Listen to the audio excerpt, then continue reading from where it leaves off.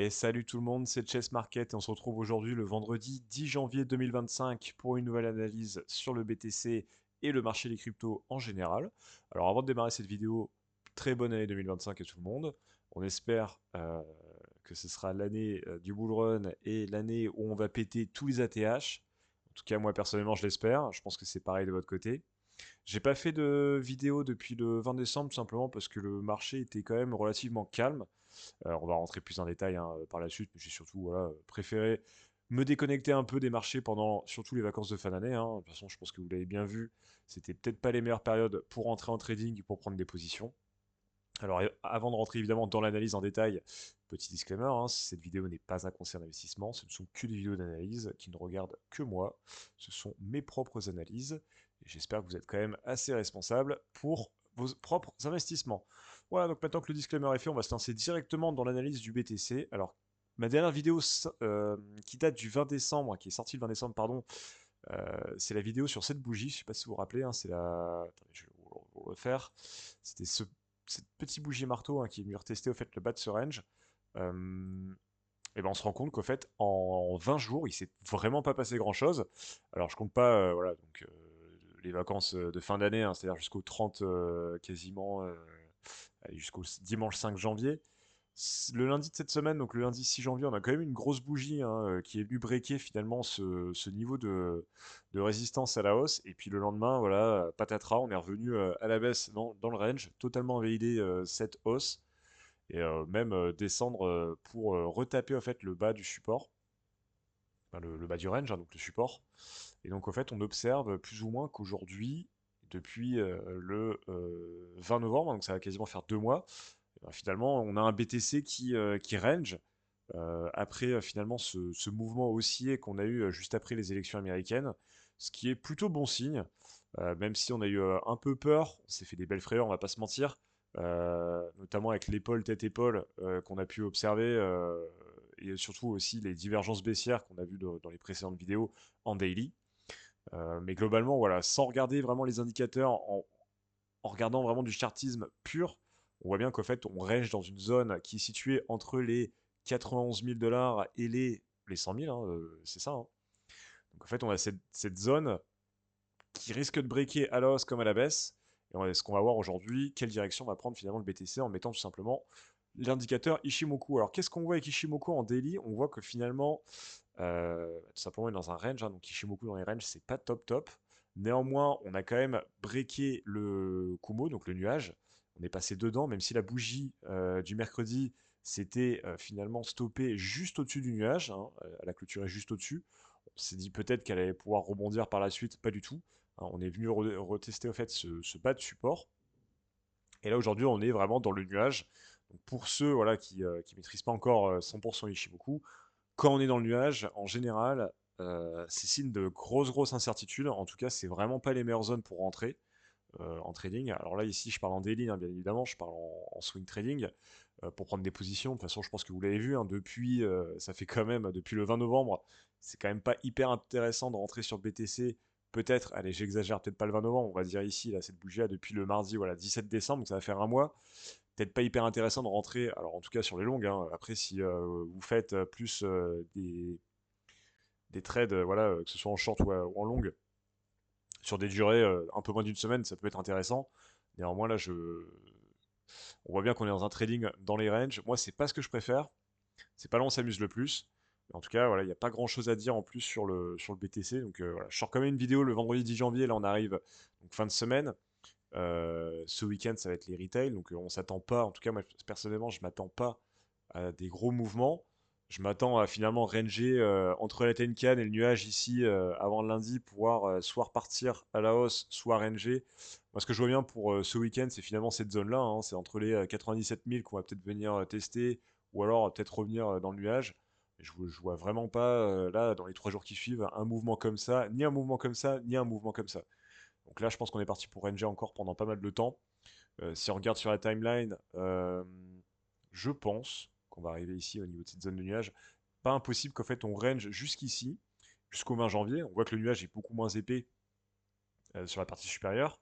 Et là, au niveau du 20 janvier, on le sait tous, je pense qu'on l'attend tous.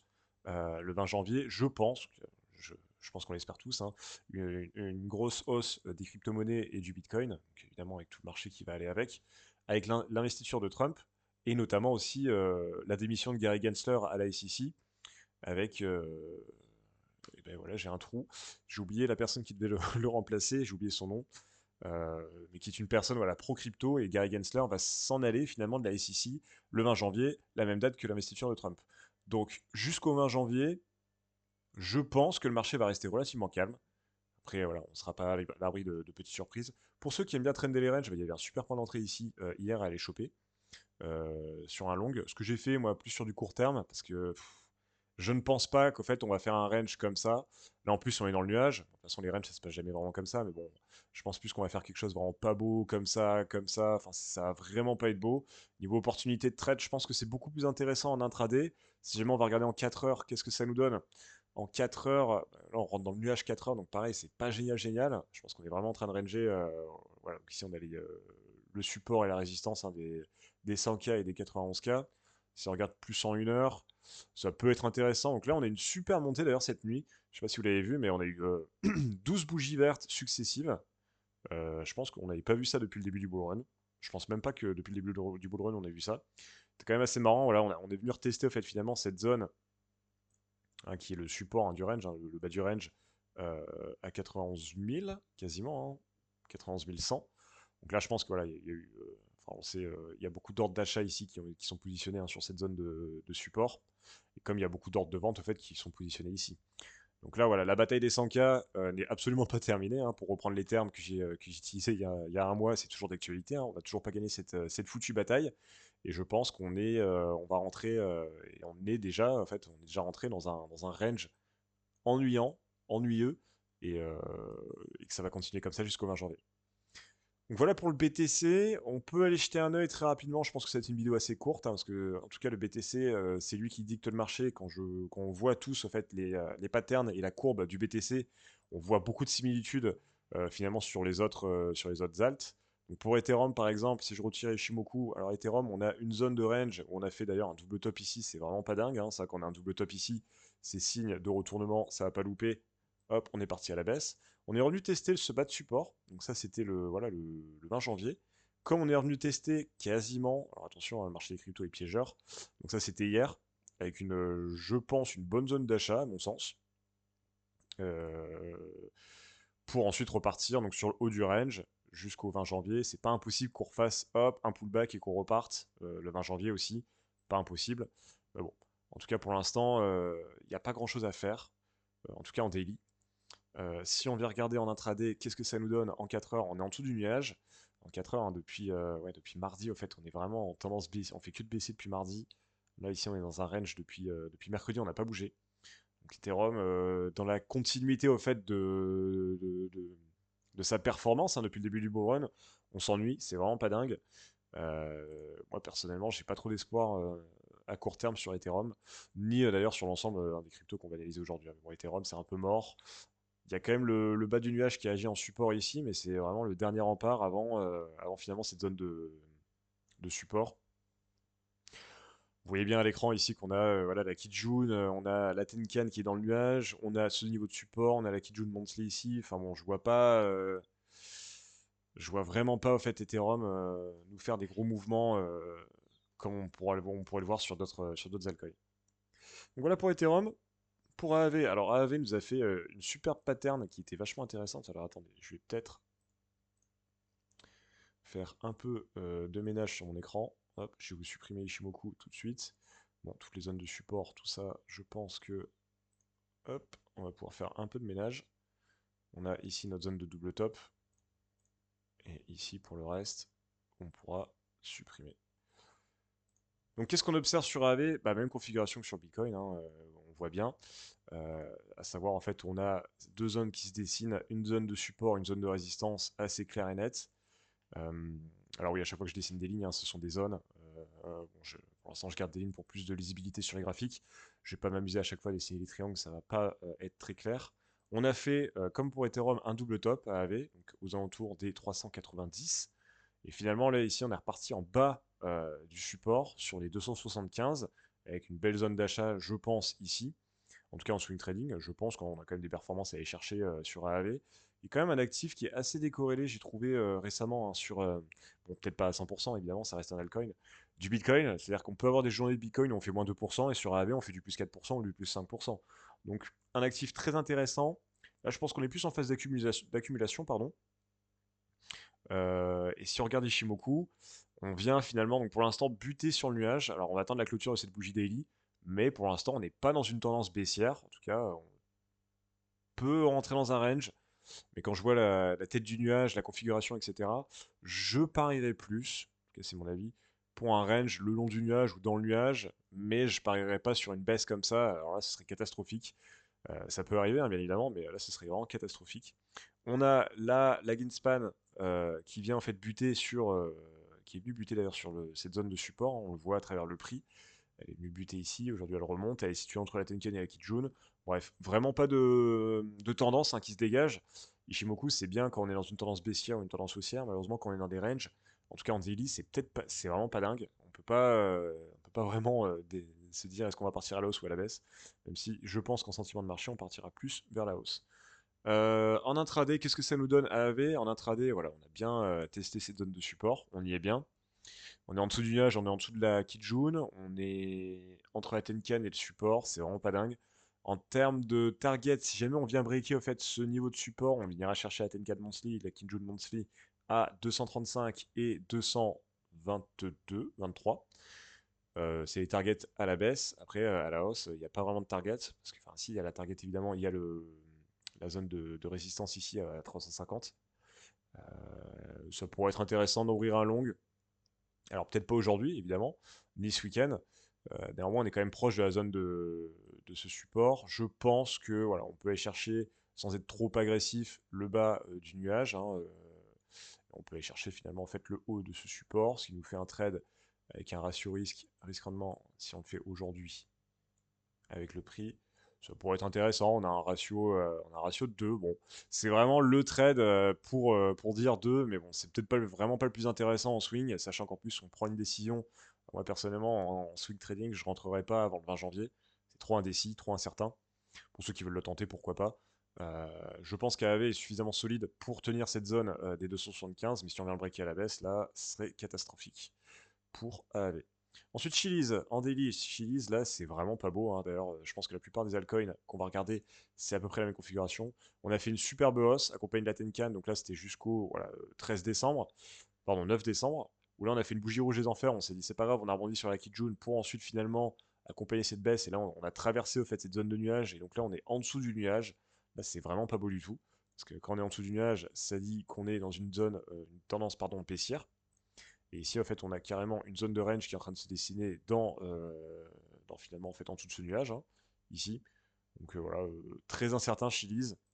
On espère. Bon, il y a des trucs, voilà, il y a des indicateurs qui me rassurent. C'est l'épaisseur, en fait, du nuage en daily, ici, qui est très très faible. Hein, toute cette zone-là, l'épaisseur est très faible. Alors pour ceux qui se demandent pourquoi je dis ça, parce qu'en général, quand le nuage est suffisant, enfin plus le nuage est épais, plus il est difficile à passer sur Ishimoku. Là en plus ça tombe bien, on se dirige vers voilà, donc le 20 janvier c'est ici, on voit que l'épaisseur du nuage, voilà, elle peut tenir, enfin elle peut ne pas tenir justement au contraire, on peut la breaker, ici le nuage est hyper mince, on l'a breaker comme s'il n'existait pas, donc c'est quand même des choses qui me rassurent. Moi j'ai quand même une vision optimiste pour la suite, mais bon pour l'instant c'est peut-être pas hyper intéressant. En tout cas je pense pour les investisseurs ça peut être intéressant de rentrer sur Chili's. Là en plus on est venu en fait taper finalement cette zone, d'ailleurs ici hop, on peut même, si jamais on prend du recul, prendre ce plus haut ici qui date du 15 octobre. Hop, et si on vient prolonger finalement cette droite, on se rend compte que, hop, eh ben, on est dans cette zone vraiment qui est une grosse zone de support. Donc bon, trop indécis pour le moment. Alors je vais pas tous les faire parce que vous allez voir, c'est quasiment la même configuration EGLD, même configuration que Chili's, hein. On est vraiment exactement pareil. Avax un peu moins, je pense qu'on se rapproche plus de. On est quand même en dessous du nuage. C'est vraiment pas dingue. Avax qui nous avait fait quand même des belles performances, mais avec un superbe double top. Alors ça, quand on a une figure en M comme ça, là, ça, les figures en M, bah, c'est vraiment pas bon signe, hein. Ça, c'est signe de baisse. Ça loupe pas, hein. Juste après, on a bien baissé. Donc graphiquement, c'était vraiment pas dingue pour Avax sur au moins du moyen terme. Donc là, pas grand chose à dire. Bend, alors Bend c'est pareil, hein, on est en dessous du nuage. Bend qui nous avait fait des super performances, bah, finalement on retrouve le niveau bah, de début de bull run, c'est-à-dire les 1,375. On est vraiment revenu toucher ces bougies Alors début du bull run peut-être pas, parce que c'était quand même le 4 novembre, mais bon franchement c'était vraiment voilà, c'est cette zone-là. Donc, ce qui représente mine de rien sur du long terme, je pense, des superbes opportunités d'achat. Euh, mais encore une fois, pour moi, c'est encore trop incertain pour y rester. Atom, pareil, on est en dessous du nuage, hein, j'imagine. Ouais, en dessous du nuage, il n'y a pas grand-chose à dire. Solana, alors Solana, très surprenant, on est en dessous du nuage. Je le voyais beaucoup plus solide que ça, on était quand même bien remonté dans le nuage. Vous voyez, un nuage est quand même bien épais, on a quand même pas mal galéré, on a rangé pour finalement repartir à la baisse. On suit, alors je sais pas si on le voit bien à l'écran, la Tenkan quand même monthly, qui agit comme un support quand même très lourd, très peu pesant. Alors moi, je sais pas si vous vous rappelez, hein, j'avais dit ici, on avait vu une superbe divergence haussière sur Solana, etc. Bah, finalement, superbe faux signal. Je pense que voilà, on est quand même pas mal à s'être cassé les dents sur ce signal. Moi, le premier, ça arrive. Hein, on n'a pas tous de boule de cristal et ça arrive de se tromper dans les indicateurs. Quand on a des fausses indications, on peut pas le savoir. Hein, c'est l'avenir qui nous le dit, c'est le marché qui décide. C'est dommage. Je me suis pas mal cassé les dents sur Solana. Même si, encore une fois, voilà, je considère qu'à long terme, ça reste quand même des superbes opportunités d'achat pour ces crypto-monnaies. Alors Link, voilà, il résiste plutôt pas mal. Hop, on va supprimer les indicateurs. Link, il résiste plutôt pas mal, même si on arrive en bas de nuage. Et là, c'est vraiment indécis. On a quand même la Tekken Monthly ici qui agit en support, qu'on peut tracer ici. Hop, que je vais venir tracer pour plus de visibilité. Donc là, on a quand même, Tekken Monthly, c'est quand même des gros niveaux de support. Bon, à voir ce que ça donne. Mais bon, ça n'a pas loupé, hein. On a fait une épaule, tête, épaule. Et là, on est reparti à la baisse bien comme il faut. Donc, à voir jusqu'au 20 janvier ce que ça va nous donner. Et enfin, XRP. Alors, XRP, lui, il tient plutôt pas mal, mine de rien. Alors, moi, j'avais prédit avant Noël, voilà, une hausse probable de XRP avant de repartir à la baisse. Finalement, c'est plutôt le scénario du range. Donc, ça, on va supprimer. C'est le scénario du range, pardon, qui a été finalement appliqué. Ce qui est plutôt une bonne chose, hein, parce que je pense qu'on préfère tous un petit range tranquille avec ici, qu'est-ce qu'on peut tracer? Est-ce qu'on peut tracer un triangle, un biseau peut-être, non? Ouais, un biseau ascendant. Ça, en général, bon, en termes de charte, vous me connaissez, c'est vraiment pas ce que je préfère. Mais ça, en général, c'est des figures qui finissent par péter à la hausse. Donc, sachant qu'en plus, on arrive vraiment sur la fin du biseau. Je sais pas si vous voyez, mais bon, il y a possibilité qu'on range jusqu'ici. Je sais pas si vous voyez en termes de timeline, on arrive vraiment au 20 à 21 janvier. Et là, c'est très fort probable qu'en fait, on vienne péter à la hausse. XRP. Moi, je reste intimement persuadé que les XRP, surtout en plus, on a vu des superbes news entre Link et XRP sur les fondamentaux. Je pense que XRP n'a pas fini de nous surprendre. Ça, je le dis dans chacune de mes vidéos, mais j'en suis intimement persuadé. Et en plus de ça, c'est quand même une crypto qui a quand même très bien résisté, mieux que TH, j'ai l'impression, pendant les petites phases là de doute du BTC. Donc certes, on a quand même pas mal pété, on n'a pas bougé depuis, on est dans un range depuis quasiment un mois et demi, hein, depuis début décembre. Mais on résiste bien, et là, en fait, on est quand même au-dessus de la Tenkan, et, alors peut-être pas au-dessus de la Kijun, hein, si on zoome un peu, on est vraiment dans un range, donc forcément, c'est peut-être pas non plus ce qui est plus parlant. Mais néanmoins, on est quand même sur quelque chose qui probablement va péter à la hausse. Mais bon, à suivre dans les jours et les semaines qui suivent. Voilà, bah, c'était tout pour aujourd'hui. Et bah, écoutez, je vous retrouve la semaine prochaine. Donc, encore une fois, je vous le dis, ce week-end, moi, j'éviterai de trader. Je ne vais pas trader les retails. Je pense qu'ils vont faire n'importe quoi après la semaine un peu what the fuck qu'on vient d'avoir, surtout avec le faux breakout là ici sur le BTC. Donc je vous retrouverai début de semaine prochaine ou milieu de semaine prochaine s'il se passe des choses. Mais d'ici le 20 janvier, je ne pense pas qu'on va assister à des gros mouvements sur le marché des crypto-monnaies en général. Voilà, c'était Chess Market. Ciao.